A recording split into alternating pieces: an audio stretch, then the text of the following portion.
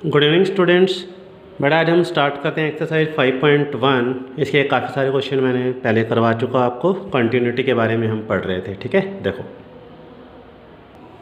बेटा आज हम पढ़ते हैं सबसे पहले ग्रेटेस्ट इंटीजर के बारे में। ठीक है, ग्रेटेस्ट इंटीजर्स के बारे में और इसकी कंटिन्यूटी के बारे में पहले ध्यान से देख लो कि ग्रेटेस्ट इंटीजर क्या होता है। ये उसकी नोटेशन है ग्रेटेस्ट इंटीजर। इसका मीनिंग क्या है, देखो कि जैसे आपके पास ये लिखा है कि 3.5, तो इसका ग्रेटेस्ट इंटीजर निकालना है तो आप क्या करें, पॉइंट के बाद जो भी नंबर लिखा उसे आप छोड़ दो, तो कितना आंसर आ जाएगा 3। अगर आपके पास ये लिखा है 3.9, इसका ग्रेटेस्ट इंटीजर निकालना है तो इसका आंसर भी कितना आएगा 3।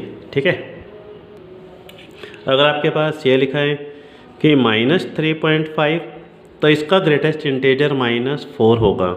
अगर -3.9 लिखा है तो इसका ग्रेटेस्ट इंटीजर -4 होगा।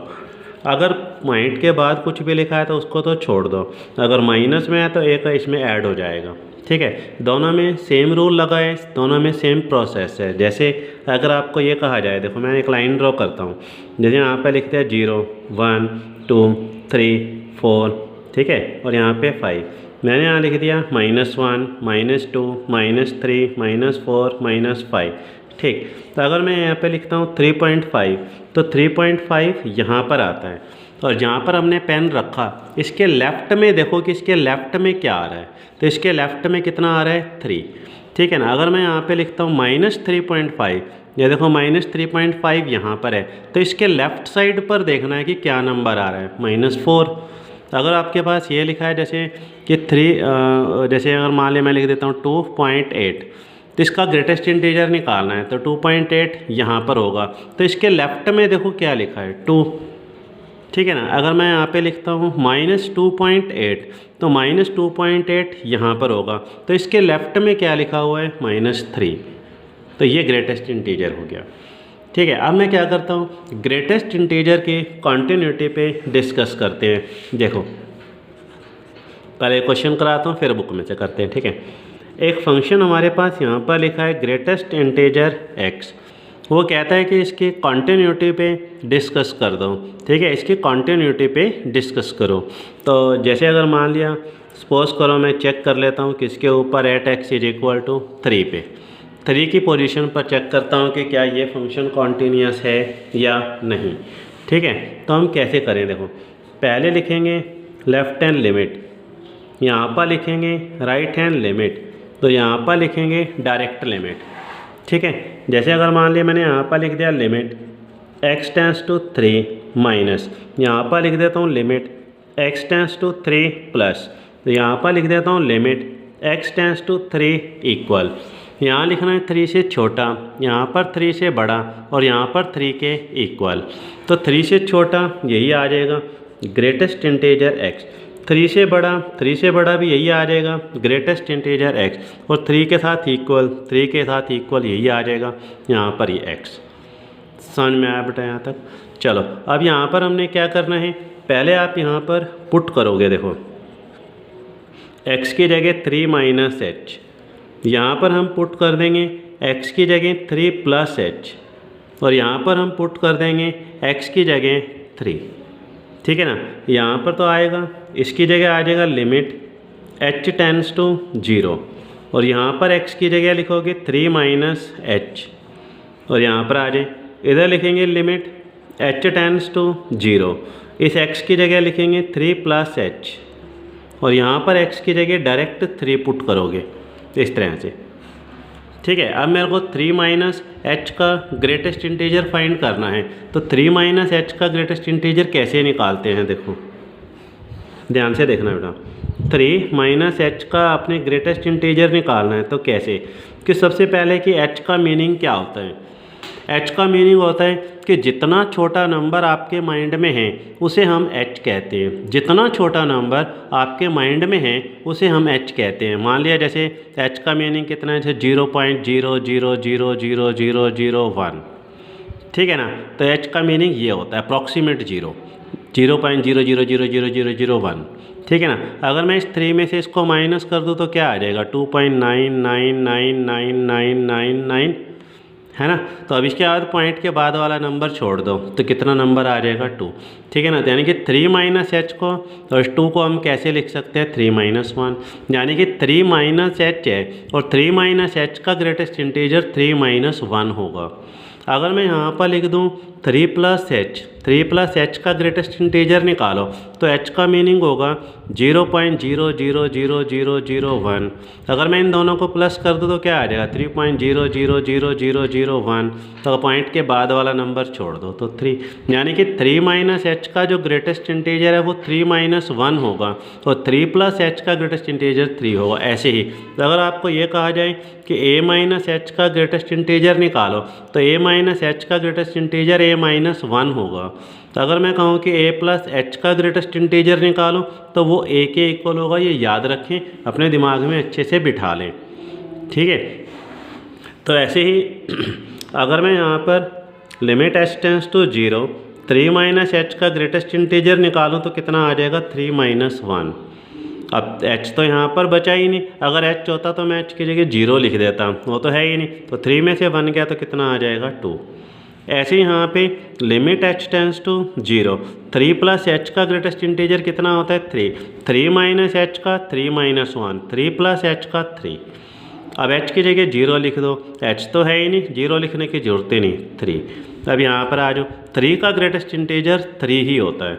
अब ये देखो कि क्या ये तीनों आंसर इक्वल आ रहे हैं। तो अगर तीनों आंसर इक्वल आ रहे हैं तो ये कॉन्टीन्यूअस है, नहीं तो नहीं। तीनों आंसर सेम तो नहीं आ रहे तो ये कॉन्टीन्यूअस नहीं है। तो इसका मतलब left hand limit right hand limit दोनों इक्वल नहीं है। तो इसका मतलब क्या हुआ कि f x is not continuous at x is equal 3 पर, ठीक है ना। 3 की पोजीशन पर यह कॉन्टीन्यूअस नहीं है, ठीक है। अगर मैं यहाँ पर 5 पे चेक करता 5 पर भी नॉट कॉन्टीन्यूअस, 6 पर करता 6 पर भी नॉट कॉन्टीन्यूअस, 10 पे करता 10 पर भी नॉट कॉन्टीन्यूअस। यानी कि जो ग्रेटेस्ट इंटीजर है ये किसी भी पॉइंट पर कॉन्टीन्यूअस नहीं होता, ठीक है। ये याद रखें, किसी भी पॉइंट पर कॉन्टीन्यूअस नहीं होता। एक क्वेश्चन है हमारा बुक में, निकालो एक्सरसाइज 5.1। देखो क्वेश्चन नंबर 19 है, ज़रा ध्यान से देखो। Show that the function defined by gx is equal to x minus greatest integer x is discontinuous at all integral points। कहते हैं ये हर पॉइंट के ऊपर क्या है डिसकॉन्टीन्यूस है, ये प्रूव कर दो।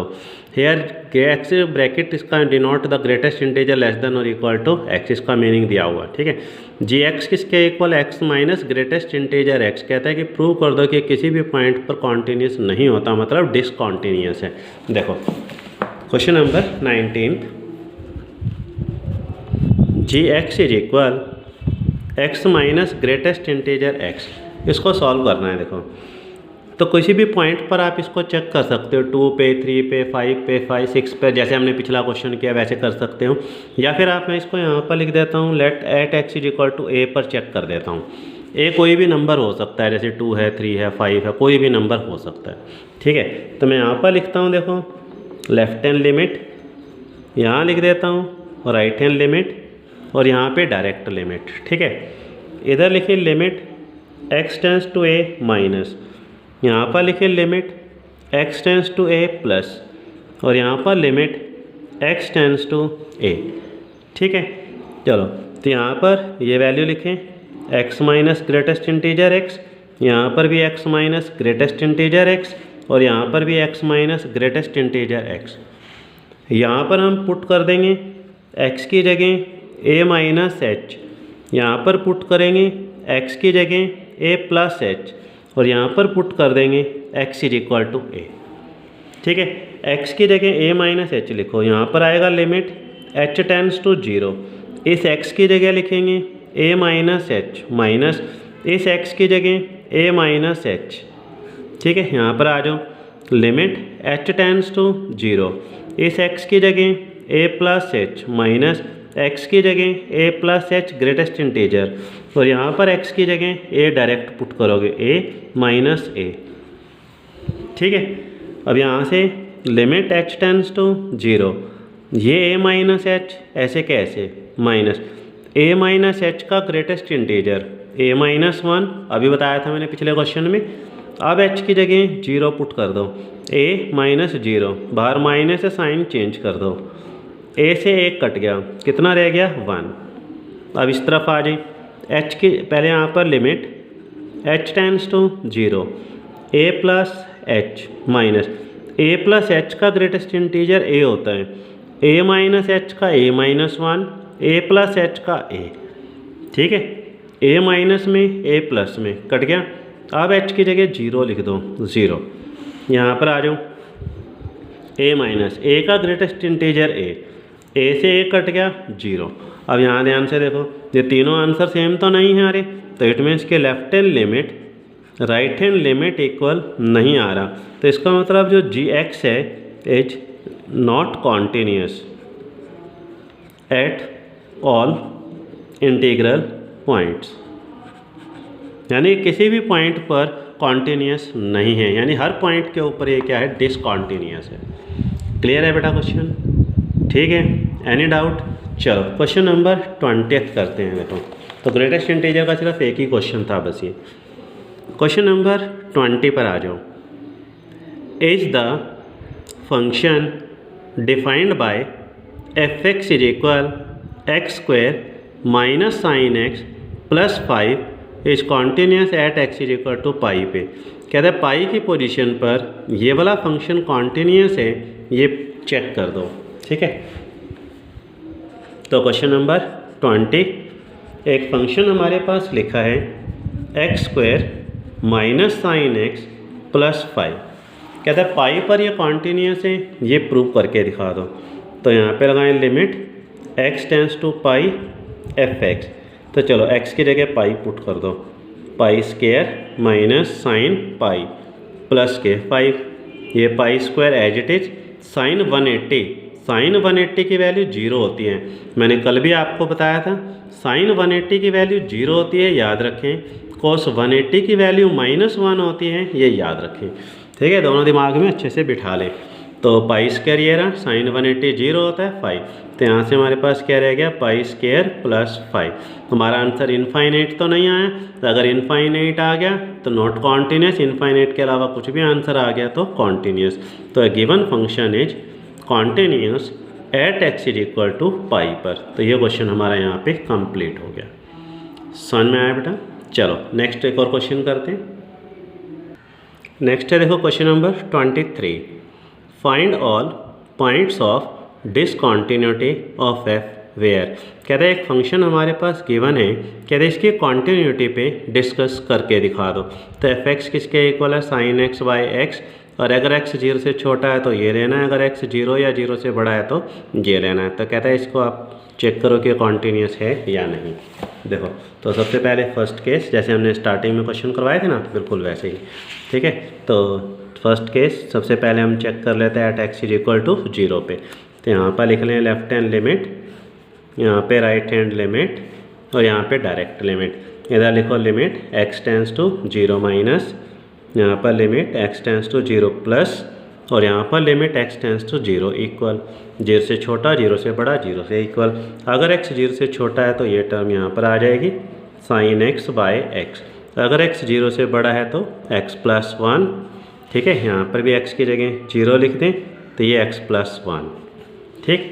अब अगर मैं आपको याद है, मैंने कल भी आपको बताया था कि साइन के साथ जो लिखा है अगर वही का वही नीचे हो और लिमिट लगे हो तो वो किसके इक्वल हो जाता है, 1 के, ठीक है ना। तो x की जगह यहाँ 0 पुट कर दो, 0 प्लस 1 किसके इक्वल आ गया, 1 के। x की जगह यहाँ 0 पुट कर दो, 0 और 1 कितना आ गया, 1। तो तीनों ही आंसर क्या आ रहे हैं, सेम आ रहे हैं। तो left hand limit right hand limit किसके इक्वल, 1 के। तो इसका मतलब जो फंक्शन है वो कॉन्टीन्यूस है at x is equal to 0 पे। समझ में आया बेटा, ठीक है। इसके बाद आ जाओ सेकेंड केस, सी वाला केस, ठीक है। सी वाले पर भी करना है यहाँ पे। तो इधर तो लिख लें 0, यहाँ पे 1 2 3, -1 -2 -3, ठीक है। अभी आपने किस पर चेक किया, 0 पर। 0 पर क्या था, कॉन्टीन्यूस था। अब क्या लेना है, सी वाला केस, ठीक है, सेकेंड केस और थर्ड केस, ठीक है। At x is equal to c, c 0 से छोटा, at x is equal to c, c 0 से बड़ा, ठीक है। सी 0 से छोटा, सी 0 से बड़ा। तो यहाँ पर आप लिखें limit x tends to c, यहाँ पर limit x tends to c। c क्या लेना है? 0 से छोटा, 0 से छोटी टर्म ये वाली, तो यहाँ पर आ जाएगा sin x बाई एक्स। और यहाँ पर c 0 से बड़ा, 0 से बड़ा कितना है? x plus 1। यहाँ x की जगह c पुट कर दो तो sin c बाई c, यहाँ x की जगह c लिख दो c प्लस 1। अब यहाँ पर ये चेक करना है कि इनफाइनाइट आता है या नहीं आता। c 0 से छोटा, 0 से छोटा क्या लेता हूँ? -1। तो मैं c की जगह -1 पुट कर दो तो क्या इनफाइनाइट आएगा? नहीं आएगा, इसलिए कॉन्टीन्यूस। -2 पुट कर दो, -2 लिखूँगा तो क्या इनफाइनाइट आ जाएगा? नहीं, तो ये फंक्शन भी क्या होगा? कॉन्टीन्यूस। -3 पुट कर दो तो इनफाइनाइट नहीं आएगा, तो कॉन्टीन्यूस।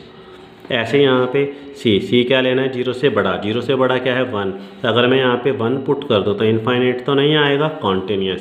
2 पुट कर दो, 2 और 1 3, इनफाइनाइट तो नहीं आएगा, कॉन्टीन्यूस। तो हर पॉइंट पर क्या हो गया? कॉन्टीन्यूस। यानी कि पूरी लाइन पर क्या है? वो कॉन्टीन्यूस है। तो आंसर क्या बन जाएगा इसका? f(x) is continuous at everywhere. ये क्वेश्चन हमारा यहाँ पे कंप्लीट हो गया। ठीक है, नेक्स्ट आ जाओ question number 24। Question number 24, determine if f defined by. एक ये फंक्शन लिखा हुआ है x² sin 1/x। अगर x 0 के इक्वल नहीं है तो ये टर्म लेनी है, अगर x 0 के इक्वल है तो ये लेनी है। तो कह रहा है इस कॉन्टीन्यूस फंक्शन, और ये कह रहा है कि क्या ये फंक्शन कॉन्टीन्यूस है या नहीं, इसके ऊपर हमने डिस्कस करना है। ठीक है, देखो तो क्वेश्चन नंबर 24, f(x) हमारे पास गिवन है x² sin 1/x, यहाँ 0। If x is not equal to 0 और if x is equal to 0। तो कहता है कि ये कॉन्टीन्यूस है या नहीं, इस पर डिस्कस करो। तो पहले मैं किस पर चेक कर लेता हूँ? 0 पे। ठीक है, यहाँ पर लिखें लेफ्ट हैंड लिमिट, यहाँ पर आएगा राइट हैंड लिमिट, और इधर डायरेक्ट लिमिट। इधर लिखें limit x tends to 0 minus, यहाँ पर limit x tends to 0 plus, यहाँ पर limit x tends to 0 equal. 0 से इक्वल नहीं है तो 0 से छोटा भी यही होगा, 0 से बड़ा भी यही होगा। तो यहाँ पर आ जाएगा x² sin 1/x, यहाँ पर x² sin 1/x, और यहाँ पर ये 0। ठीक है, x की जगह यहाँ पे 0 पुट कर दो। देखो अगर मैं यहाँ x की जगह 0 लिख दूँ, 0 का स्क्वायर 0 sin 1/0, तो यहाँ पर ये क्या बन गया? 0। यहाँ पर ये sin 1/0। इसको सॉल्व करने की ज़रूरत ही नहीं है, यहाँ पर क्या आ रहा है उससे कोई मतलब नहीं। अगर 0 को किसी के साथ भी मल्टीप्लाई कर दें तो वो 0 ही होता है, समझ में है ना? तो वो 0 ही होगा। ऐसे ही यहाँ पर अगर हम x की जगह 0 पुट कर दूँ, 0² sin 1/0, तो ये 0 ही आएगा। यहाँ पर x की जगह 0 0, तो यहाँ पर ये left hand limit right hand limit सारे ही क्या आ रहे हैं? 0। तो गिवन फंक्शन क्या हो जाएगा? Is continuous at x is equal to 0 पे। सी वाला केस कर लेना, ठीक है, ट्राई कर लेना, हो जाएगा। वो भी क्या होगा? कॉन्टीन्यूस होगा। बस सी पुट कर देना और कॉन्टीन्यूस लिख देना, तो फंक्शन क्या होगा? Continuous at everywhere. तो क्वेश्चन नंबर 25 पर आ जाओ। क्वेश्चन नंबर 25 ये अपने आप करना है, एक बार स्टेटमेंट रीड कर लो। Examine the following continuity of f where f is defined by sin x minus cos x। अगर x 0 के इक्वल नहीं है तो ये लेना है, 0 से छोटा भी यही लेना है, 0 से बड़ा भी यही लेना है। तो अगर x 0 के इक्वल है तो ये टर्म लेनी है। ठीक है, चेक करना है कि ये फंक्शन कॉन्टीन्यूस है या नहीं। तो पहले 0 पर चेक करें, फिर c वाले केस पर चेक कर लें। ठीक है, तो ये क्वेश्चन आप अपने आप करें, ट्राई योर सेल्फ। ठीक है, ओके, इस वीडियो में इतना ही। मिलते हैं नेक्स्ट वीडियो में नेक्स्ट क्वेश्चन के साथ। Thank you.